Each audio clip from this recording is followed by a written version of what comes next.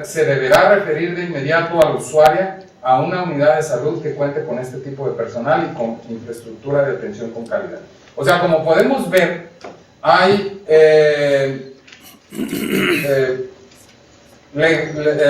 normativas, ¿no?, legales absolutamente contradictorias en nuestro país acerca de la objeción de conciencia, y hay perspectivas muy distintas sobre lo que la objeción de conciencia es y significa. Sin embargo, yo diría que la regla que se puede seguir es, pues, relativamente simple, aunque obviamente las circunstancias empiezan a ser complejas en cuanto uno se empieza a meter en los casos concretos.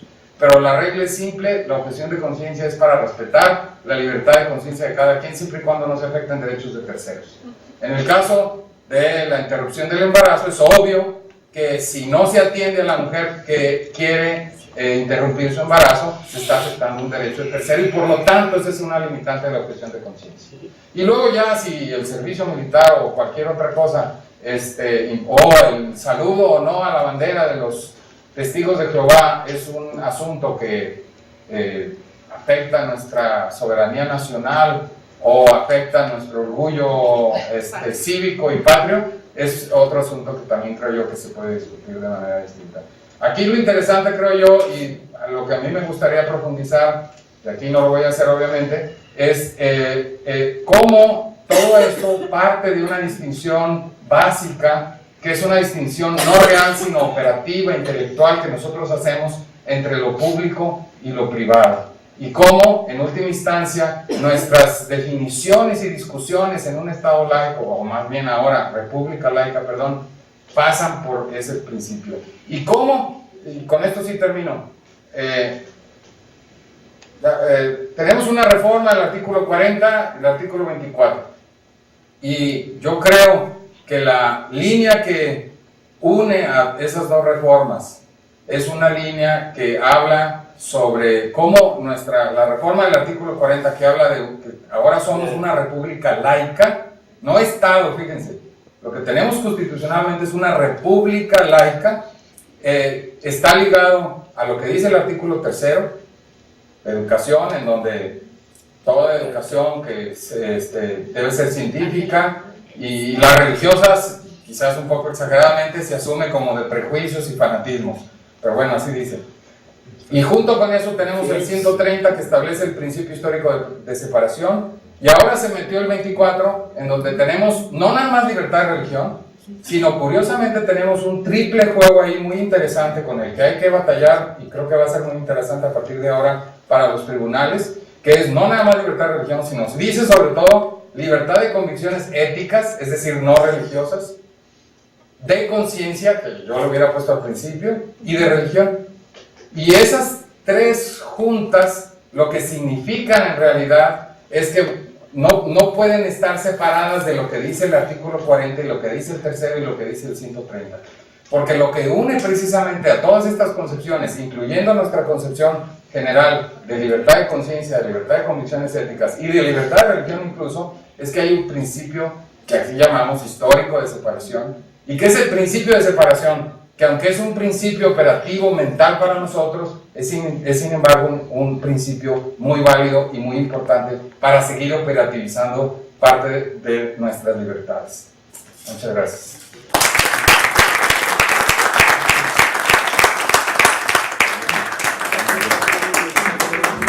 Ok.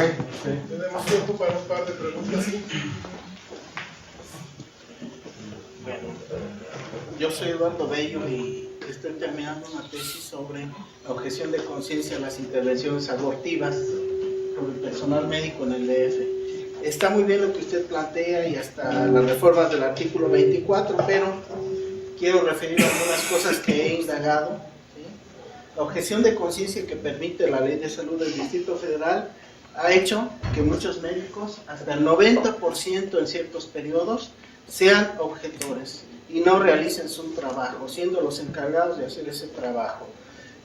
No lo realizan y sin embargo salen a otro turno en clínicas privadas y así lo hacen, lo cual es una contradicción moral absoluta, ¿no? Y personal y todo, ¿no?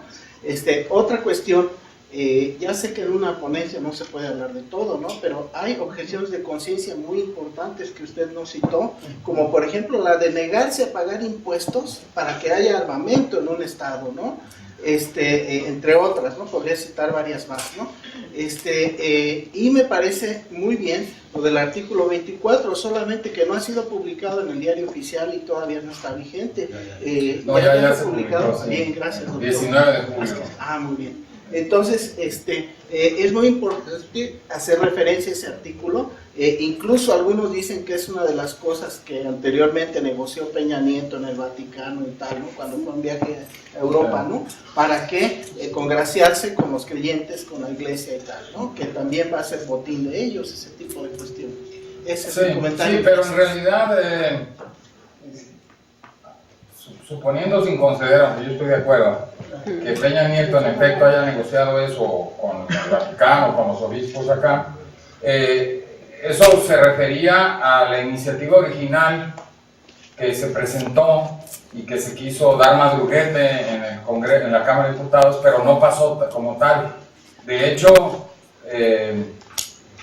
no traigo aquí lo que dice el artículo 24, pero de hecho no solo se rechazó ese tema, se rechazó incluso la posibilidad de incluir objeción de conciencia, sino que se le agregó otro candado a la libertad religiosa que no tenía el anterior artículo 24, puesto que se le agregó un párrafo que dice que nadie podrá hacer proselitismo político o activismo político con digamos, a partir de esta libertad.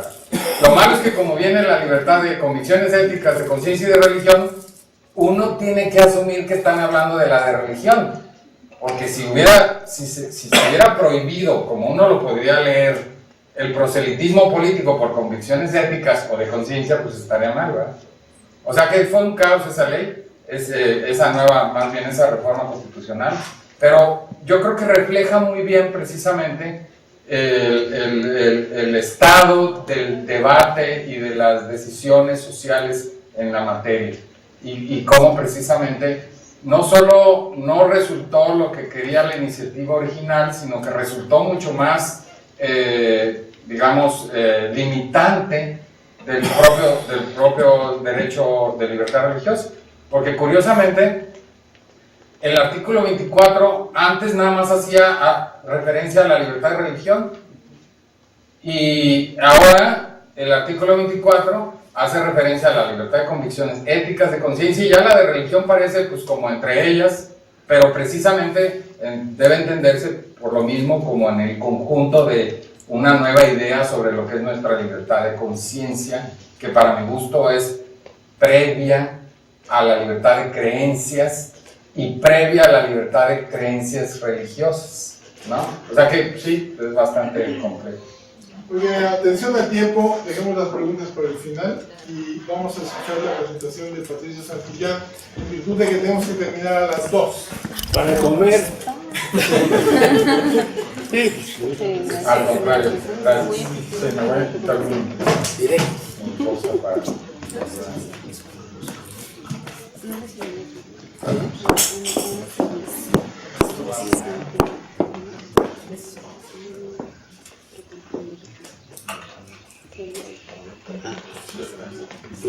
muchas gracias.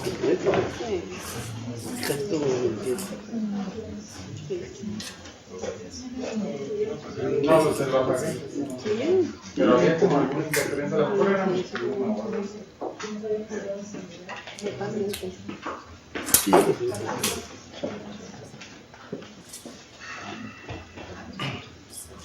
Es una llamada rápida.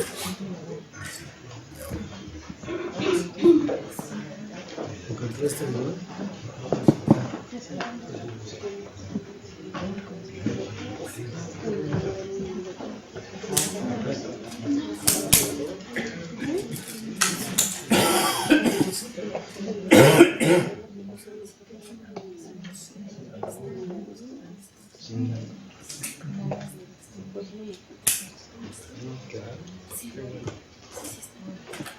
Yo soy médico y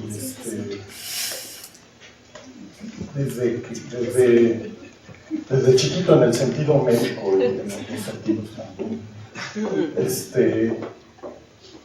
siempre he tenido cierta objeción a la objeción de conciencia.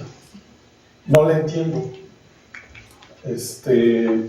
Y casi podría terminar la plática diciendo, bueno, si alguien objeta a hacer las cosas que los médicos hacen, pues ¿para qué estudia medicina? O sea, mejor que estudie otra cosa. Teología. Y sin embargo, la objeción de conciencia nos atrae mucho a la gente que tiene cierto pensamiento liberal. ¿Por qué? Porque defendemos esas cosas, defendemos la posibilidad de pensar como nosotros creamos más conveniente. Y entonces nos gusta defender eso, aparece en la Declaración de los Derechos Humanos. Y el problema es que también a los conservadores, como ya se mencionó, les gusta. Y les gusta por otras razones muy distintas a las que nos gusta a nosotros. Y nos meten problemas, sobre todo en la medicina. Por eso titulé mi plática como un intento de visión desde la trinchera, en donde los médicos nos estamos enfrentando a una serie de situaciones en los hospitales y lo que se discute a nivel de la sociedad muchas veces no tiene mucho que ver o poco que ver con lo que realmente está pasando en los hospitales y las cosas que tenemos que dirimir personalmente, pero también a nivel de nuestra comunidad y de nuestro gremio y nuestra institución. Entonces, esta es una visión mía que no intenta defender la objeción de conciencia, al contrario, es una crítica a la objeción de conciencia en medicina, y creo que no se debe de malinterpretar el derecho a la libertad de conciencia, de creencias religiosas, de pensamiento, con la objeción de conciencia. Una cosa es un derecho ya establecido, la objeción de conciencia, desde mi punto de vista, es un mecanismo de resistencia que uno puede adoptar en un momento dado para defender ciertos principios que uno puede tener. Y al ser mecanismo de resistencia, se convierte en un acto ético. Y es un acto ético que hace el individuo para defender sus convicciones. Eso no tiene nada que ver con un derecho establecido, con lo cual tengo mucho problema. Sin embargo, no tengo problema con que en un momento dado, cosas que atañen a la objeción de conciencia entren en una situación de regulación en las leyes de nuestro país, si acaso. Y voy a tratar de defender esa postura. Por mi nombre y por mis antecedentes genéticos, siempre me ha interesado lo que hacen mis ancestros irlandeses. Y el batallón de San Patricio fue un batallón que probablemente todos conozcan la historia del batallón. Vino con el ejército americano, les dijeron que iban a luchar contra una serie de bárbaros, y que iban a poner orden en un país que estaba totalmente desordenado, y conforme se fueron introduciendo al territorio mexicano, empezaron a ver iglesias, empezaron a ver misas, empezaron a ver imágenes religiosas, y empezaron a darse cuenta que los mexicanos creían en lo mismo que creían los irlandeses, que son católicos, y tuvieron un problema de conciencia grave, y un problema de conciencia tan grave que los llevó a cambiarse de bando. Y es conocido que el batallón de San Patricio luchó en contra del ejército americano, porque ejerció un acto ético de una objeción de conciencia, objetó a esa guerra que le pareció injusta, que tuvieran que estar matando a gente que creía en lo mismo que ellos creían. Y sin embargo el ejército americano después, triunfador, no los consideró como objetores de conciencia, los consideró como desertores y fusiló a la mitad de ellos, a los demás los marcó y los desterró de su país. Entonces la objeción de conciencia, al ser un acto ético, tiene consecuencias que uno tiene que responsabilizarse de ellas. Thoreau, que fue antiesclavista, rehusó pagar impuestos precisamente porque estaba en contra de que sus impuestos se estuvieran utilizando en una guerra injusta que era precisamente la guerra de México. Y por eso lo metieron a la cárcel y dijo, no me importa, pero yo no voy a pagar impuestos. Y de ahí derivó su escrito que todo el mundo conoce sobre la resistencia civil al gobierno o la desobediencia civil, y generó una beta de pensamiento en relación a la desobediencia civil, que es el antecedente inmediato de la objeción de conciencia, que ya es más particular. Influyó incluso en León Tolstoy, que escribió un ensayo sobre su concepción del anarcocristianismo, e influyó en otros pensadores que utilizaron ese pensamiento como un mecanismo de resistencia en contra de potencias que estaban sojuzgándolas.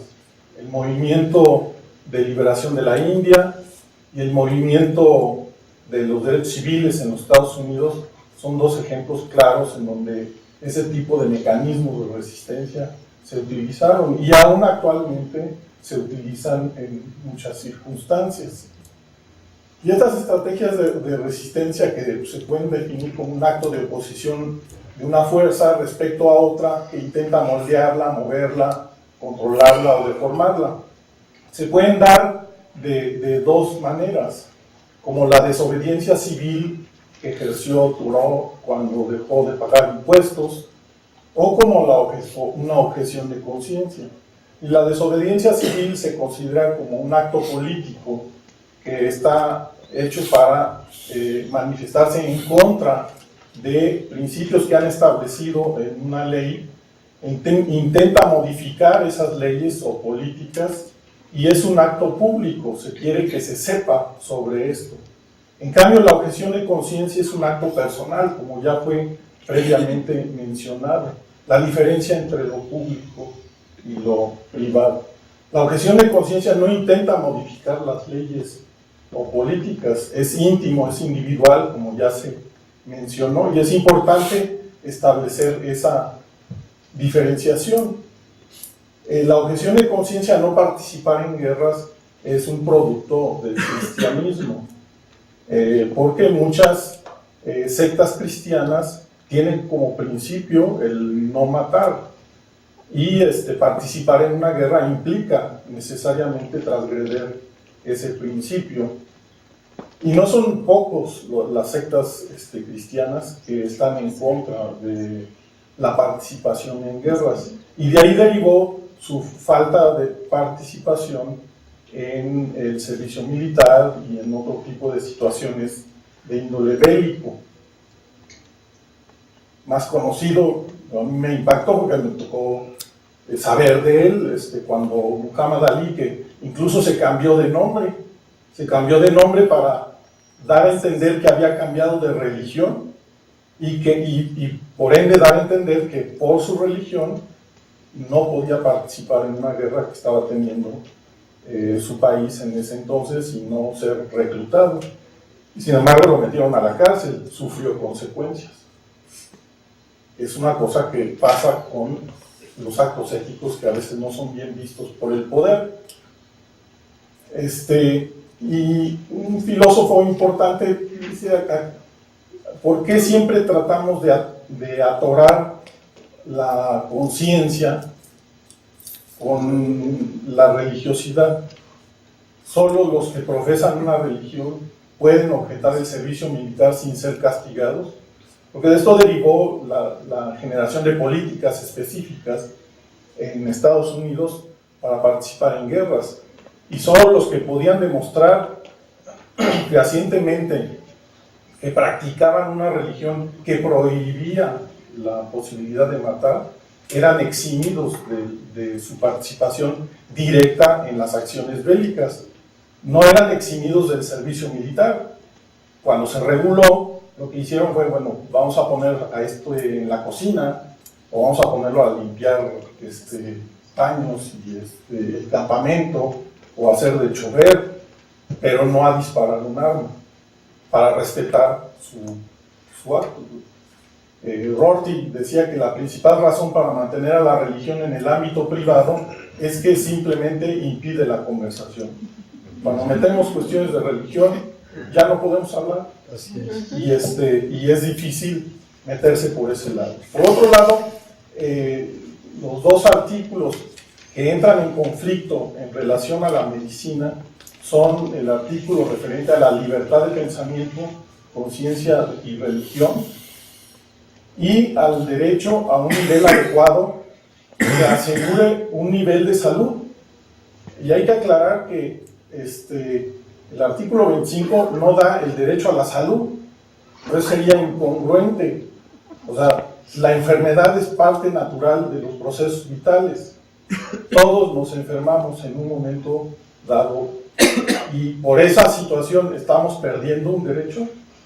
No, de lo que habla es el acceso a la posibilidad de modificar los trastornos que tienen que ver con la salud. De la misma manera, a mi punto de vista, la libertad de pensamiento, de conciencia y religión no establece de facto el derecho a la objeción de conciencia. Establece el derecho a la libertad de pensamiento, pero la objeción de conciencia ya me cuesta trabajo entenderla como un derecho particular y que después que pueda quedar plasmado como lo ha quedado en ciertas leyes en nuestro país y en otros países también. Entonces ya se definió en general la objeción de conciencia, y quisiera hablar un poquito acerca de cómo los médicos vemos que se da la actividad médica antes de pasar a las implicaciones que tendría la objeción de conciencia dentro de la actividad médica. La medicina científica del siglo XXI tiene impacto, ha tenido un impacto muy importante en muchas áreas de la medicina.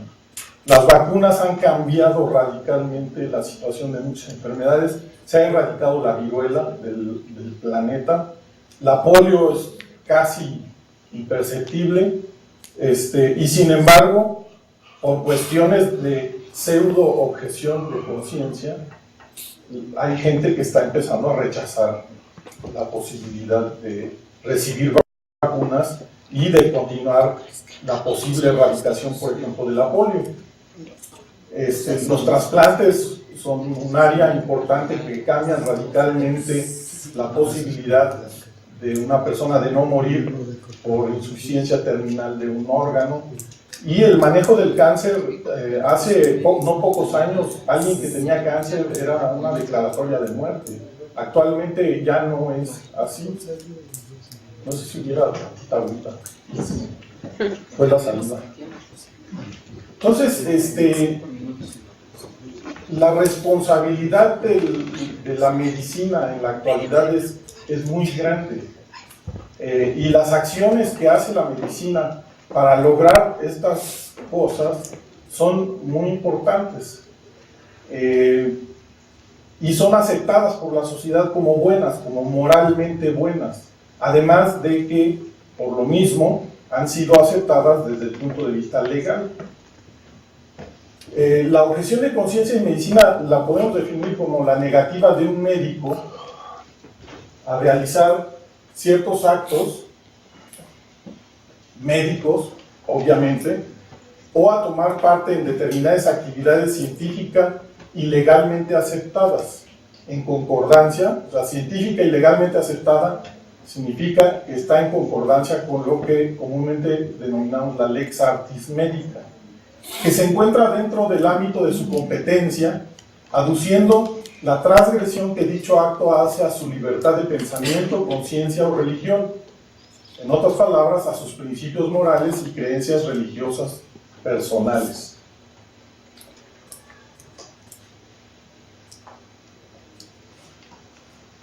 ¿Qué áreas podemos identificar dentro de la medicina en donde hay problemáticas en relación a la objeción de conciencia? Prácticamente siempre se tiende a reducir que el problema de la objeción de conciencia siempre tiene que ver con el tema médico relacionado a la reproducción humana. el aborto, esterilización, anticoncepción, la reproducción asistida. También las cuestiones relativas a la muerte, la suspensión de apoyo vital, la sedación paliativa en situaciones de inconsciencia, la donación de órganos después de muerte cardíaca, etc.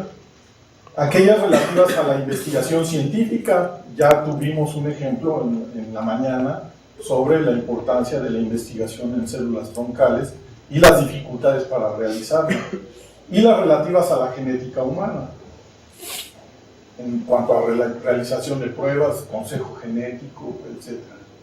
Entonces son nada más unos ejemplos generales, agrupados. Más adelante si da tiempo, voy a poner ejemplos específicos. Y no es raro que haya objeción de conciencia.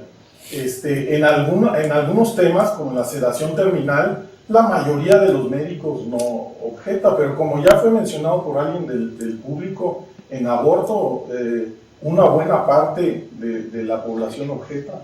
Esto es en Norteamérica. En nuestro país es mucho mayor el porcentaje. La prescripción de anticoncepción de emergencia, por ejemplo, nuevamente produce prácticamente un 50% de división. Perdón, ¿ese era toda la población o nada más los médicos? Médicos que objetan nada más hacer sedación terminal. O sea, nada más son médicos aquí, Médicos. no es población en general. Médicos. En Estados Unidos. Son médicos en Estados Unidos. Ahí está la publicación. Es una encuesta hecha en médicos 2007. del 2007. ¿Qué hacer con la actitud de los médicos a objetar, a generar un acto que le denominamos objeción de conciencia? Se pueden identificar tres posturas. La primera es aceptarlo. Todo mundo tiene un derecho a la objeción de conciencia. Eso se denomina como la tesis de integridad. Todos tienen ese derecho y tienen el derecho a ejercerlo. Y se debe de proteger, además, que es lo que continuamente vemos que se trata de meter en la Ley General de Salud de nuestro país. Esto habla de un absolutismo de conciencia. O sea, lo que yo crea, yo lo puedo ejercer sin pensar en ninguna otra cosa. ¿Sí? Los proveedores de servicios de salud deben ser eximidos de realizar cualquier acción contraria a su conciencia, creencias morales o religiosas. Y esta es la publicación es la última ley que publicó iba a ser el profesor Bush, Sacó la primaria. Antes de salir, de dejar de ser presidente. Y esta ley, si bien se denomina para asegurar que fondos del Departamento de Salud no apoyen políticas coercitivas o discriminatorias o prácticas que violenten la ley federal, se oye muy padre, ¿no? Pues, ¿quién no va a querer proteger eso, no? Coercitivo, ¿quién no va a querer protegerlo en contra de la coerción? Pero de lo que estaba hablando es, en el fondo, que la gente, cualquier proveedor de salud, acuérdense que ya los médicos estamos dejando de ser médicos y ya nos hemos vuelto proveedores de servicios de salud. Entonces, cualquier proveedor de servicios de salud, llámese médicos, enfermeras, nutricionistas, inhaloterapeutas, etcétera, farmacólogos, pueden objetar hacer cualquier cosa, y esta ley es para no darles fondos federales si esa institución no está protegiendo eso. Si la institución no protege eso, entonces el gobierno no les da dinero, y eso es muy importante allá, porque los fondos federales son una parte importante de los presupuestos de los hospitales. Esta ley la echaron para atrás, la suspendieron en cuanto entró Obama, como suspendió lo que se mencionaba de las células troncales, ¿sí? Y ha quedado en stand-by desde entonces. Pero esto lo que invitaba era una anarquía dentro del sistema de salud, porque entonces se generaban situaciones absurdas donde un camillero, proveedor de servicios de salud, se podía negar a transportar a una paciente porque había sido ingresada al hospital para un aborto.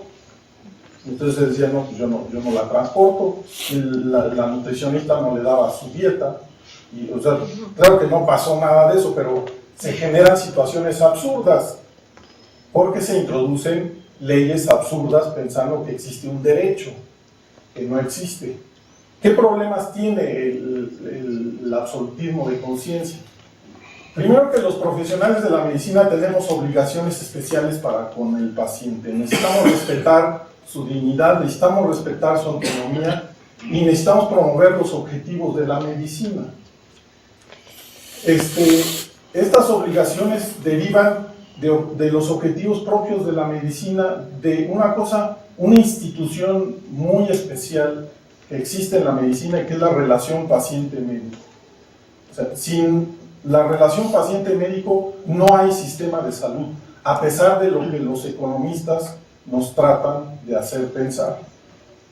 Hay una reciprocidad en esta relación paciente-médico, además de que puede haber contratos sociales o negociaciones y compromisos de un individuo al ser admitido a una profesión. Y por último, provoca tensiones laborales. Ya se mencionó de que el 90% de los médicos en hospitales públicos se niegan a hacer abortos y cuando terminan su turno se van al hospital privado a hacer abortos. ¿Sí? 2 minutos. Así de plano, objeto. No seas incoherente. No, puede ser. Voy a la mitad. Y esto es importante entender la diferencia entre enfermedad y padecimiento. Los médicos nos hemos dado mucho a hablar de la enfermedad. Lo que nos interesa es la enfermedad, que es lo que tiene un mecanismo fisiopatológico, un tratamiento, una farmacología, y el padecimiento no lo vemos mucho. Y a veces hay enfermedad sin padecimiento, y a veces hay padecimiento sin enfermedad. Y aquí es donde la medicina alternativa, la terapia celular, y por eso tengo problemas con ese nombre, nos gana, porque se ponen a atender el padecimiento del paciente y no la enfermedad. La conjunción de las dos cosas es lo que conforma la lex artis, ¿sí? Y estos son los objetivos de la medicina, en lo que no voy a profundizar, y de ahí derivan obligaciones éticas para con la atención, la enseñanza y la investigación, y la concepción moderna que se tiene de la relación paciente-médico, en donde el médico se convierte más en un consejero y no en un dios o en un dictador, filósofo rey, que dice lo que debe de hacerse. Y el consejero y el paciente toma participación activa en su manejo. Entonces, un paciente tiene derecho a rechazar o retirar un tratamiento, sin duda. Pero ¿qué elementos establecen el cuidado del médico? O sea, ¿cuáles son los factores mediante los médicos hacemos lo que le hacemos a los pacientes? ¿Qué tenemos que atender? Primero, los deseos del paciente. Si un paciente no